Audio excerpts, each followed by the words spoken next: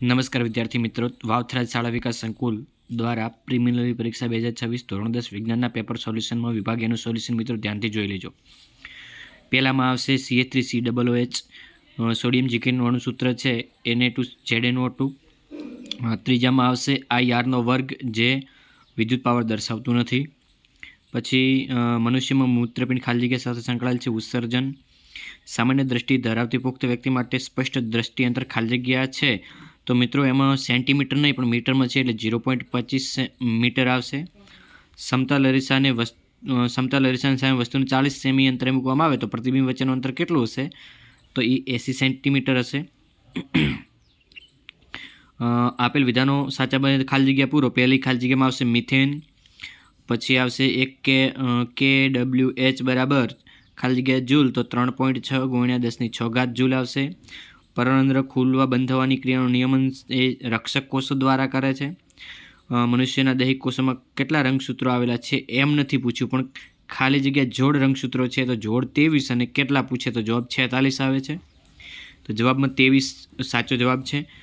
ENT ડૉક્ટરના નાના દર્પણ અરીસાનો ઉપયોગ ખાલી જગ્યા કરે છે. એ અંતર્ગો અરીસો સોનાની શુદ્ધતા ખાલી જગ્યા એકમમાં માપવામાં આવે છે કેરેટમાં.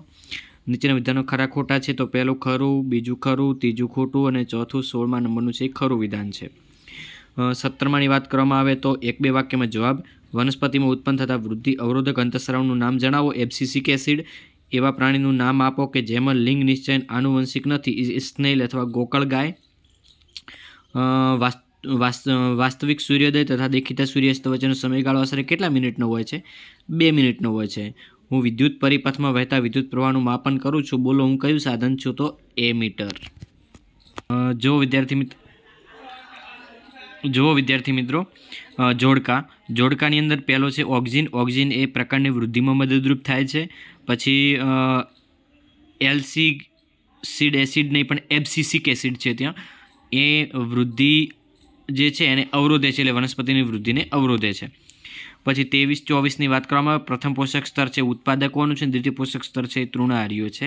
તો મિત્રો વિભાગ બી પણ આપણે સરળતાથી સોલ્યુશન આપણે આગળના વિડીયોમાં કરીશું, તો તે માટે ચેનલ સબસ્ક્રાઈબ કરી લો અને તમારા મિત્રો સુધી વિડીયોને શેર કરો એટલે એમને પણ સરળતાથી પેપર સોલ્યુશન મળી જાય. મળીશું નેક્સ્ટ વિડીયોમાં. ત્યાં સુધી મહેનત કરજો અને ખૂબ ભણજો.